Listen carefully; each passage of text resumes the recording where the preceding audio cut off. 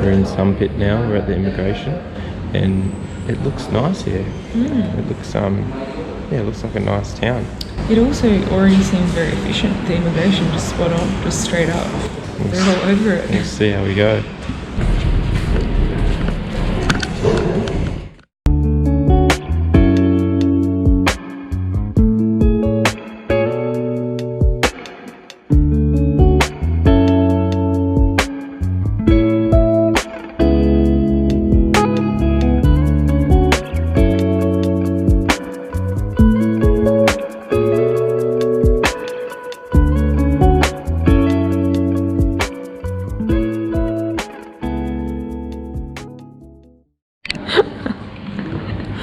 Dylan's got a lolly and I think it's sausage flavour.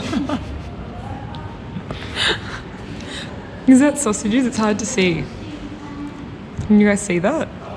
I'm pretty sure it's sausage flavour.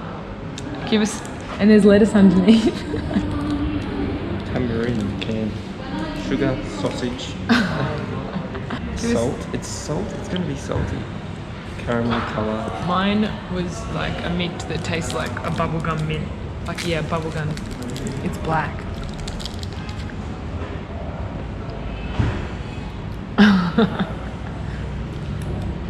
Is it salty? Does it taste like a sausage? Like a budding sausage? Yeah, it does. It's pretty good. Is it sausagey? Bit of sausage. Yeah, coming. Alright guys, now's a good time to say that no, the candy was not sausage flavour, but in fact tamarind, as the rapper suggested. Tamarind is a weird legume pod type thing with a sweet edible fruit, totally shaped like a sausage, and yes, it was salty. A salty candy. Anyway, our immigration experience in Sampit was a breeze. We arrived, filled in the forms, the staff spoke fantastic English and were sympathetic to the fact that we'd travelled by car for over 4 hours to extend our visa. Due to this, they took our photos and fingerprints immediately and asked us to return the following day to collect our passports. The order of events for visa extension are the same elsewhere in Indonesia, but the timeframes vary greatly. In Lombok it took 4 weeks and in Bali it took 10 days, so suffice to say we were relieved and grateful for a 2-day visa extension.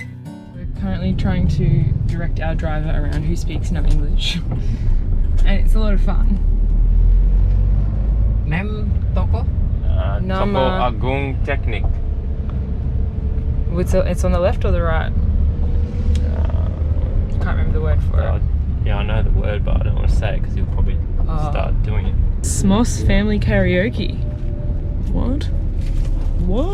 Sampit's surprisingly cool. It's got like some cool coffee shops around and immigration was a breeze. We decided to take advantage of this well-developed town and through the magic of Google Translate managed to direct our driver Ali to every end of town in search of a silent generator. Just asked our driver to take us to his favourite restaurant in Sampit so we can buy him lunch, which went a little like this. Anywhere that is a good restaurant and has your favourite food. Okay, it's good, he's all good. Okay, terima kasih. And he's taken us to this really cool spot. What? I did not expect this. This is the little spot that that driver took us. It's nice, very nice. Yeah, it's right on the river here. Didn't expect Sampit to be like this at all. And we had ourselves a seafood feast for next to nothing. After having driven Sampit's back streets in search of a genset, alas to no avail, we stumbled across a surprising store and decided we'd take a look the following day. This random solar place in Sampit, buying solar panels. We got 200 watt panels. They're cheap Chinese panels, but we're going to give them a go because we've been struggling lately with our power, and a 20 amp solar voltage regulator. We're just trying to translate a conversation here. Pedesaannya cukup jauh, membutuhkan perjalanan sekitar 2 hari, 1 hari darat, 1 hari sungai.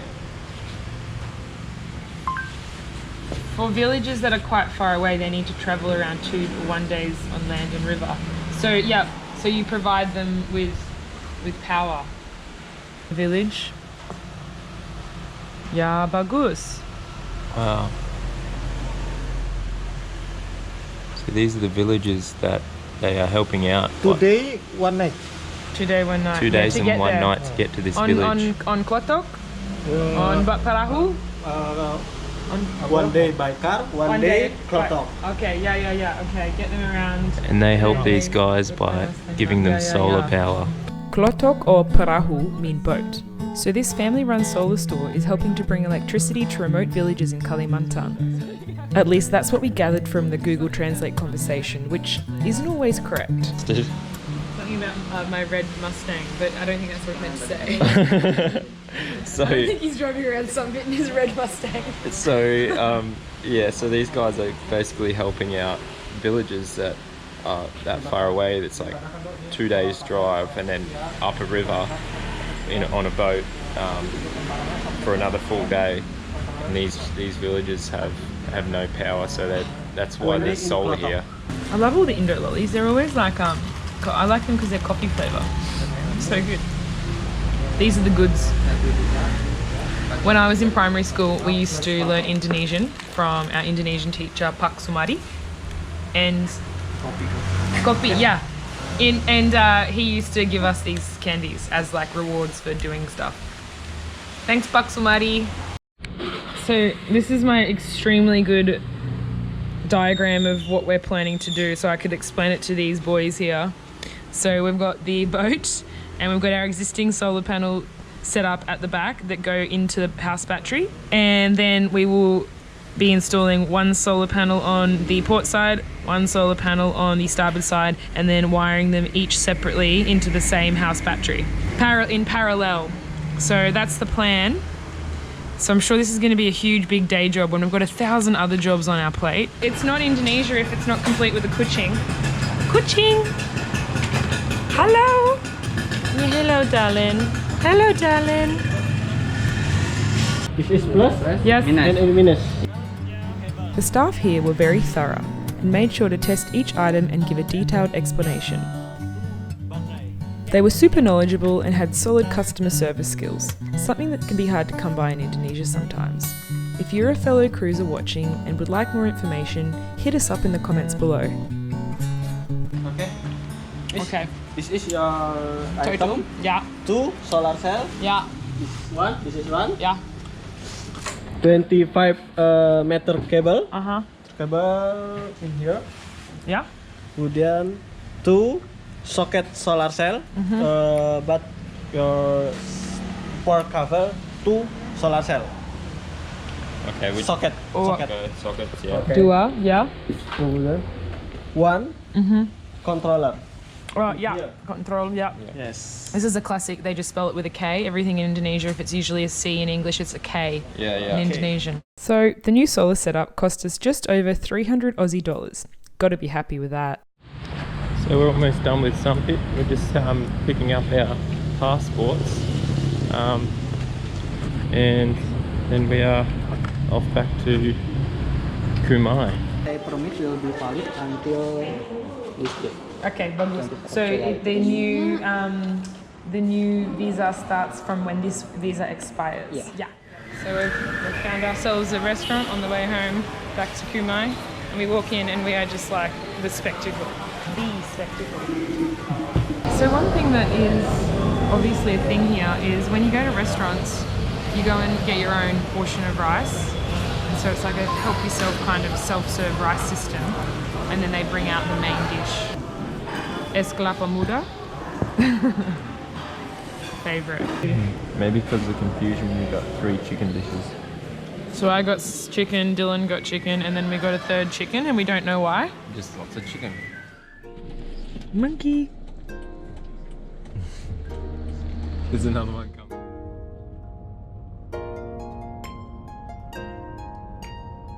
Our trip into Sampit allowed us to see just a small glimpse of the human-altered landscape. Infinite rows of perfectly spaced oil palms, thriving. What were once some of the most vibrant and biodiverse wetlands and peat forests in the world are now unnatural man-made plantations, serving the ever-growing demand for this cheap vegetable oil. Palm oil is used in everything from beauty products to cereal. Think Nestle, Colgate Palmolive, Kellogg's and L'Oreal. Again, we will go further into this in future episodes. We are back from Sampit and we have done another big provision accidentally. Well, it wasn't huge, but I don't know, just things like toilet paper, because my parents arrive in 3 days. So it's Wednesday today and they arrive on Saturday. So yeah, we're just kind of stocking up on snacks and things that you need when you have guests, because when it's just Dylan and I, we just like bum around and like for dinner we'll have a slice of cheese and a banana. But I don't think we can do that when we have guests on board.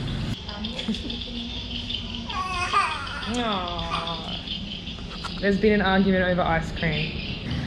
And now we are just sitting at this hotel, it's Majid Hotel, and he's the guy that zipped out to our boat when we first pulled up to anchor. And yeah, he kind of arranged our driver into Sampit. So we're back here waiting for him to drop us out to our boat, because we've got the dinghy pulled up on the boat and he's the one that picked us up from shore. It's 6:15, so we're going to go back to the boat in the dark, which is always annoying, but whatever. And we'll just put the cold stuff away in the fridge and then unpack the rest tomorrow. Dylan's about to catch malaria. We've just been doing lots of chores today in preparation for my parents to arrive. So just unpacking all the stuff we bought on our trip. I'm doing my 3rd loaf of bread, 3rd time lucky, fingers crossed. Dylan is installing the new solar panels and I'm cleaning and all sorts. Just wanted to share this with you because this is bloody weird. Do you know what that is? That is a cluster of ferns or a cluster of palm trees just floating on by, and they're alive, I think. Just like their own little island has broken free from the side of the river and it's just like on its way out with the outgoing tide. Have fun out at sea. How'd you go? I made my first successful loaf. It flattened out a bit. Dylan thinks it was from the height of the lid. No, I don't think so. Why would it just be on that side? Because I pushed it over too far. Oh. It's my fault. Look. But Loz just made bread. Cut my finger today. So, as you're probably already aware, our autopilot broke when we were coming into the Kumai River. It was Monday, so we searched the internet for ages trying to find the part that we needed, which was the electric motor for Raytheon, which don't actually make autopilots anymore. We found out that the unit's 20 years old, so it's done good. It's done a good job, well done. We were, ended up contacting Coursemaster, who then advised that we contact Ray Marine because they were still producing the autopilots and probably had the same motors. So then we called them and spoke to the rudest guy ever. I want to name him, but I won't. He told us the part number and that there was one left in stock, so we were like, yep, let's do it, we'll order it. He's like, well, I can't give it to you, you have to call one of our agents. Okay, sorry. We got onto a place in Gladstone who were really good. They ordered the part on the Monday and it was picked and ready for shipping by express courier on Tuesday, and it's now Thursday afternoon and it hasn't left and it is not coming. And I know autopilot's a luxury and not every cruiser has autopilot, but God, most of them would. And it's so good, and the thought of having this passage, or the thought of just the next 3 weeks without it, or longer, is just like killing me. I've been in tears. Yeah, it's like we did everything right, like it broke on the Monday, we contacted someone, had it ordered and paid for on the Monday. And the courier is meant to take 2 to 3 days, so it was going to get there by Friday. We followed up, we did all the right things, but that wasn't enough. So, we ordered it in time, we gave it enough time to be delivered, and it's not coming, and I'm like so devastated. Oh, and it's just like item on top of item on top of item that's breaking. It's like we get back to the boat and so many things like the water maker's broken, it needs a new gasket and a new this, it needs a new gauge. Okay, cool. And then we order that, it's coming with my parents, no worries. And then the generator breaks, generator's not working, won't start up, won't do what it's meant to do. You know, we ended up being in Lombok for longer than we needed because we were expecting it to be fixed, but then it couldn't get fixed. So there was that. And then the voltage regulator for the solar panels, we thought that was broken. I don't know if it is, but that was not playing games for a while, and we thought that was broken as well. What else? Oh, there's so many things are broken, and then the Autopilot, which is like for me. I think it's fucked. Yeah, I took it apart. Magnets were broken off inside, so I glued them back on with epoxy. Tried to fire up, and I think it's just gotten too hot and it's smoking right now after I tested it. So. Thanks for joining us in another episode. Stay tuned for next week, as I'll be running you through another of my improvised boat jobs. It's time to wire in the new solar panels in another instalment of Dodgy Dill's DIY. And Loz is thanking her lucky stars for the miraculous comeback of Jeff the Autopilot. Then it's time to welcome my parents to Kumai and aboard SV Blue Moon. These videos are made possible by our beloved patrons. With both one-time or ongoing pledge tier options, Patreon provides us with a unique platform to share additional content, benefits, gifts, giveaways, recipes, and early release episodes with our Patreon community. A great deal of care, love, time, dedication, consistency, discipline, and passion goes into filming and editing these videos. It's extremely rewarding, but not without its challenges. Patreon means you can directly support creators like us and spread the love. Sailing Blue Moon patrons will get a Seize the Day t-shirt made from recycled plastic bottles collected from our oceans. All shirts are available for purchase. Hit us up on Instagram or Facebook for details. Every little bit helps to keep us afloat, filming and creating. Perhaps a Patreon pledge isn't your jam, but you'd still like to show your support. Buy us a beer, shout us a shandy, or even a round of rum nuts. You can do so via our Sailing Blue Moon PayPal account with a shout out in the credits.